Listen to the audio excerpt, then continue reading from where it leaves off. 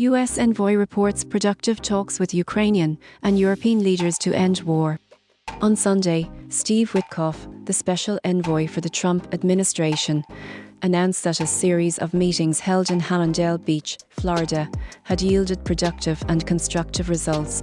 The gatherings brought together senior Ukrainian officials, European representatives, and members of the US delegation, including Jared Kushner, with the explicit aim of aligning a common strategic approach to end the nearly 4-year conflict with Russia. Witkoff emphasized 3 core priorities: halting the killing of civilians, guaranteeing Ukraine's security, and establishing conditions for a lasting recovery and prosperity after the war. The envoy's statements came amid a broader diplomatic offensive launched by President Donald Trump, who has been pushing for a swift settlement despite starkly divergent demands from Moscow and Kiev. While Ukrainian President Volodymyr Zelensky praised the rapid progress of the Florida talks on Telegram, the Kremlin publicly denied any 3-way negotiations involving Russia, Ukraine, and the United States.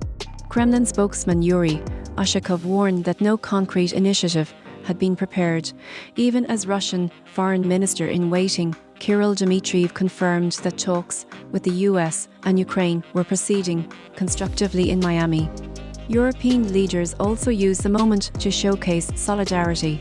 The French presidency welcomed President Emmanuel Macron's willingness to speak with Vladimir Putin, signaling that Paris would engage further once a credible ceasefire pathway emerged. Meanwhile, the European Union secured a €90 billion financing package for Ukraine's military and economic needs over the next 2 years, though internal disputes over the use of frozen Russian assets persisted. The meetings were not limited to diplomatic overtures. In a separate development, Ukraine's human rights ombudsman Dmytro Lubinets accused Russian forces of forcibly transferring roughly 50 civilians from the Sumy border region to Russian-controlled territory, raising fresh concerns about civilian protection. He appealed to Russia's Human Rights Commissioner for information and the immediate return of the detainees.